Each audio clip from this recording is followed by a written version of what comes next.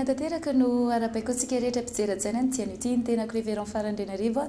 no miaraka aminao anaty izao fandaran'izao hatrany hatrany dia fifalianao anay indray no manona fiadan'Andriamanitra ao tokantranonao ary inonay tanteraka fa izay fiadana izay izay voajilaza ny soratra masina fa nitsakitsaka nanorotoron'ny Satana ao ambany tongotra ao ka mino fa ninona izay ataon'ny Satana mety angambany tamin'ny endrika aretina natongavany na mety tamin'ny endrika karazan-javatra maro izay fiadanana izay anapaka ny tokantranonao izay no anorotorony aretina ambany tongotra ao ny dikan'izany amin'ity ity eny ary ao anaty fandaran'ity moa dia hiaraketontsika ary matoky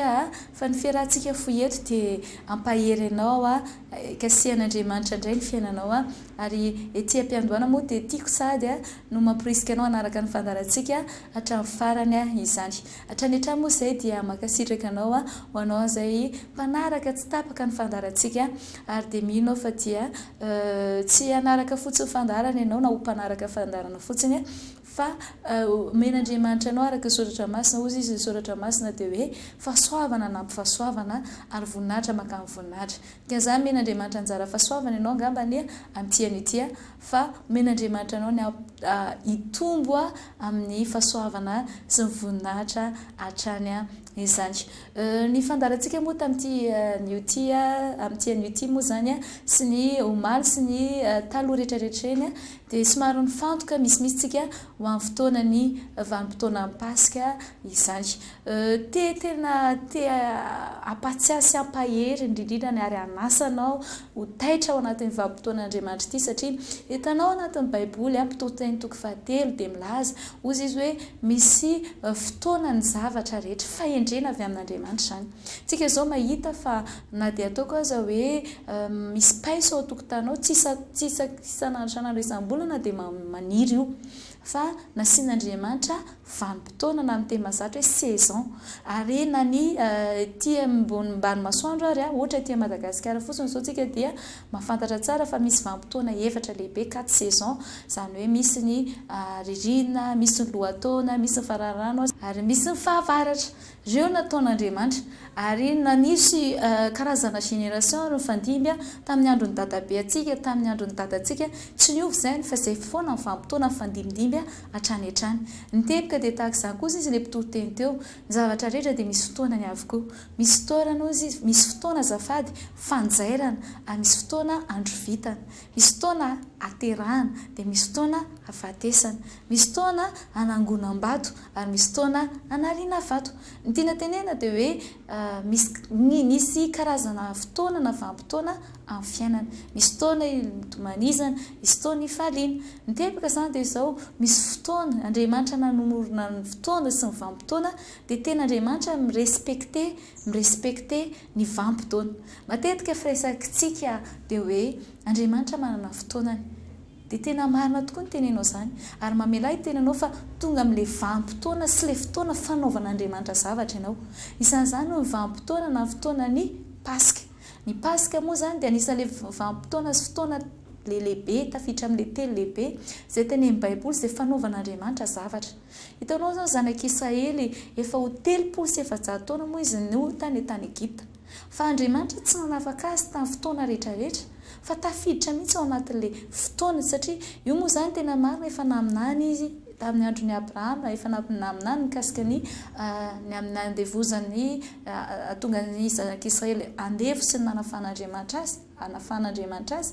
ary marina tokoa ilay izy fa nefa ny nantenaran'Andriamanitra dia tonga amin'ilay fotoana mihitsy satria raha mamaky fotsiny ao Baiboly hatramin'ilay hoe natonga ny zanak'Israely nivoaka avy tany Egipta namaky vakisan'ny ranomasina mena dia tao anatin'ilay vanim-potoana mihitsy ilay fotoana mety izay ohatrany hoe tafiditra ny Pasika satria tandidona ilay izy tahaka an'i Jesosy tsy maty tamin'ny fotoana rehetrarehetra fa amin'ny fotoana ny Pasika dian'izany tiako tenenanao dia hoe ao anatin'ilay fotoana sy vanim-potoana mihitsy ianao hanaovan'Andriamanitra zavatra azay mahatonga anao tsy tokony hiraty na koa hoe ho vototra amin'ity fotoana indray mandeha ity ianao ekena fa tsy hoe kory hoe tsy hanao zavatra intsony Andriamanitra fa mila ianao mitsoraka ao anatin'ny fotoana fanaovan'Andriamanitra zavatra amin'jekentsika ny ohatra ao anatin'ny Baiboly ilay rano Betesda eo feno marary be dehibe fa izao izay olona izay mitsofoka voalohany eo dia sitrana tsy ny olona rehetra mitsofoka nefa dia sitrana na zay milonao dia sitrana fa misy fotoana etsehany anjely le rano dikan'izany tsy fotoana rehetra itsorahanao ao dia mahasitrana anao fa fotoana ahitsika ny anjely le rano dia rehefa mitsofoka anao vao sitrana dik izany fa ohatran'izay koa tsy hoe tsy ho sitrana mihitsy ianao fa mila hainao no mitsoraka amin'ny fotoana mety le vanim-potoana mety sy anaovan'Andriamanitra zavatra ary izay tiako amporisihana anao hoe mana fotoana lehibe miavaka tsika amin'ny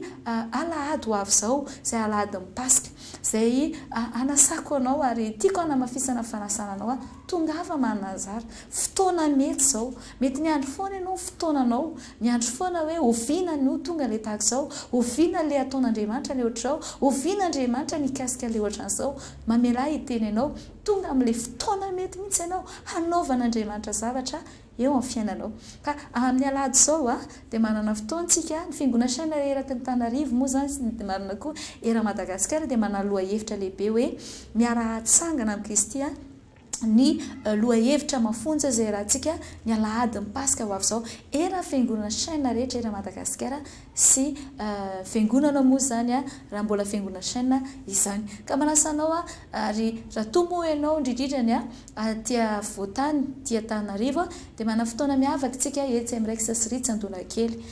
misy amin'ny 9 maraina dia efa manomboka amin'ny fito ora sasany fidirana faharoa amin'ny 7 fidirana fahatelo ary amin'ny 10 ora sasany fidirana maraina moa zany tapany farany dia ny atoandro mbola misy amin'ny 10 ora sasany dia ny ray sasany fotoana ny tanora misy koa moa ny adolescente amin'ny 10 ora sasany eo amin'ny lascarpa ny adolescente rehetra mazava ho azy ary ny ariva kosa natokana ho any rehetra dia amin'ny 2 ora sasany izay fotoana miracle spécial tena hiavaka io fotoana io raha zany te aprisika anao dia hoe raha za amin'ny toeranao dia araroty fa fotoana ohatr'izao dia tena fanararoatra vanim-potoana fotoana izay hamangin'Andriamanitra ny vahoakany izany araka lohahevitra dia hoe miara-hatsangana amin'ny Kristy inoko fa io fotoana io dia entin'Andriamanitra hananganana ny fiainanao ny zavatra mahafinaritra ao anatin'ity pasika ity manko dia tena hoe raha mijery izy zany dia tamin'ny testamenta taloha dia natao amin'ny baiboly rehefa tamin'ny fotoana Andriamanitra ny teny tamin'ny Mosesy ozy izy hoe teneno nomano zanak'Israely fa hiditra tsehatra Andriamanitra dia antsoina hoe fotoana ny fandalovana nandalo ary nandra-pahatonga zavatra antranga dia izao rehefa nandalo ny hoe fotoana pasika manko dia midika hoe mira fandalovana ny zavatra antranga dia izao tondra fahasoavana ho an'ny zanak'Israely Andriamanitra fa nitondra kosa fahampotena ho an'ny fahavalo ary eto ny tepika ny fandalovan'Andriamanitra na ny vanim-potoana tahaka izao tsy tera-doza ho anao fa mety tera-doza amin'ny fahavalonao fa ianao kosa ho tahian'Andriamanitra ka mampirisika anao averiko ihany ny pasika ho avy izao misy moa zany etsy amin'ny Raiksa sy Ritsan-dona kely ary asaiko anao manokana koa raha ohatra ianao eny faritra Atsimondrano dia mana fotoantsika etsy amin'ny fiangonana saina izay etsy Tanjombato moa zany misy fidirana 3 maraina misy amin'ny 9 sasany dia misy amin'ny 20 sasany misy amin'ny 10 ora sasany ary misy ny fotoana hariva amin'ny 2 ora sasany izay fotoana miracle spécial eran'ny fiangonana saina eran'ny Tanarivo dia misy etsy Akorondrano izay etsy amin'ny gymnase couvert Akorondrano na hoe kianjan-tafo ny Akorondrano misy fidirana eny amin'ny 9 dia misy fidirana koa eny amin'ny 10 ary misy hariva amin'ny 2 ora sasany misy koa ny fiangonantsika etsy Nosbe fiangonana etsy Manakambahiny ny fiangonantsika etsy Ivanja ny fiangonantsika etsy Ampasapoito ny fiangonana saina rehetra eran'ny Tanarivo dia amporisihako anao tongava mananjara tsy afaka ny tsiova zany ny fiainanao ary ny teboka manaraka ao anatin'ilay izy dia hoe aza-donoina fa Kristy ampatsahiviko sy tiako tsindrina aminao tonga izy ho amin'ny tanjona lehibe Paul dia niteny ao amin'ny Galatiana 2:2-20 dia milaza ozy hoe voaombo niaraka tamin'ny Kristy teo amin'ny hazo fijaliana ary tsy izaho intsony no velona fa Kristy no velona atao anatiko ary izay rehetra hivelomako izy dia hivelomako amin'ny finoana ilay zanak'Andriamanitra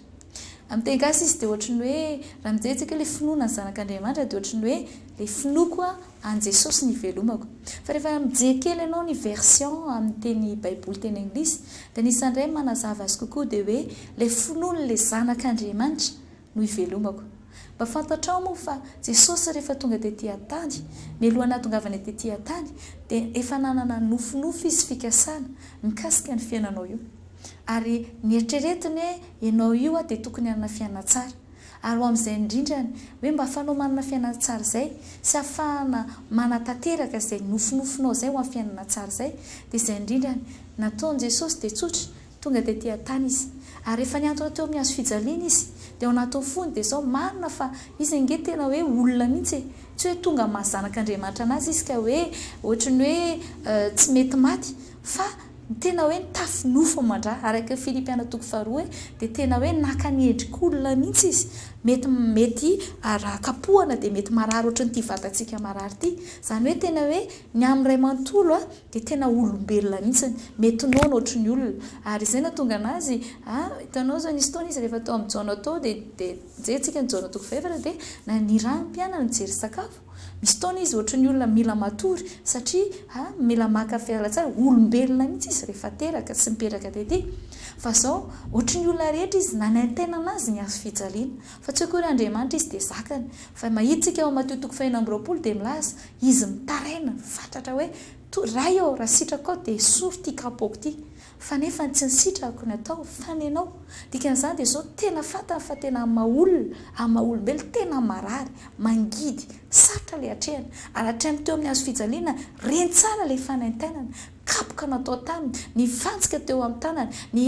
satroka tsimona teo amin'loha marary le izy fa na dia marary izy dia ny ao anatin'izay dia ny ao ambadika izay dia fantany fa rehefa fotoana izy antony amin'izy fijaliana kapohana dia ny ao anatin'ny fony dia zao nofinofiny dia hoe rehefa kapohana izy dia tsy hitondra aretina intsony ianao ny tanjony dia hoe rehefa kapohana izy satria ny soratra masina Isaia 3:7 dia milaza ozy hoe nikapohana izy ary ny dia kapoka taminy nana sitranana antsika dia zany nofinofiny Jesosy zany dia zao ianao tsy marary intsony ary raha marary ianao dia esorina aminao ny aretina satria efa nikapohana izy mba tsy hahatonga anao harary dikan'izany dia zao ny zavatra nitranga rehefa teo amin'ny azo fijaliana izy dia nanana faniriana izy hoe ny fijaliana ny fiaretany ny fanaintainana rehetra niatra taminy dia ny fikasany sy nofinofiny dia zao mba hanananao fiainana tsara satria araka ny teny tonga izy hanananao fiainana sady hanananao fiainana be dia be azay ny antony aretany ny zavatra rehetra mba ho anao ka tsy niaritraritra foany Kristy ary tsy matimaty foany Kristy fa maty izy mba ho anao hananao fiainana tsara sady hanananao fiainana be dia be ka araka ny teko anao teo hoe ozy izy hoe izay rehetra ivelomako dia ivelomako amin'ny finoany le zanak'Andriamanitra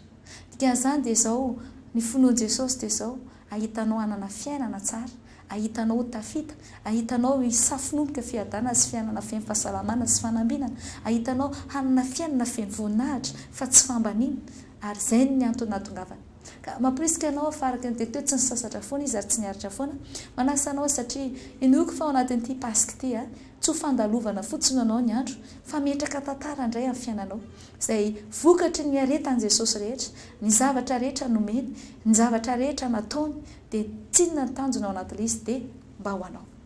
ka taritra sady moa ny fotoanantsika fa nefa na izanajana ary dia amerina ihany fanasako anao tongava manana anjara etsy amin'ny fiangonana chaîne etsy Rex Ritsandohana Lakely ary eny fiangonana chaîne rehetra era Madagasikara azadinoana moa tia ampatsiahanao fa mana fotoana miavaka koa tsika isaky ny andavanandro nanomboka tamin'ny talata teo ny alarobia alakamisy hariva dia mana fotoantsika isaky ny amin'ny 10 ora sasany etsy amin'ny Rex Andohana Lakely resaka hoe Kristy no antony ivelomako na antony avelomako isanandro izany azoko antoka fa mahafinaritra dia zao ny zavatra mahafinaritra indrindra ao anatin'ilay izy dia zao Jesosy namela zava-tsoa antsika tsy tonga taty izy nijery tasanatria nanampy hoe ohatr'izao zay rehefa zanak'Andriamanitra fa ny tena ny antony hatongavany dia name fiainana ao antsika izany raha misy moa ny fahafahanay mety ahafahanay manompo anao ohatra mila vavaka ianao na misy fantaniana tianao antaniana dia aza misalasala miantso anay na amin'ny alalan'ny antso ataribia na amin'ny alalan'ny fifandraisana mail na Facebook izany vona mandrakariva izay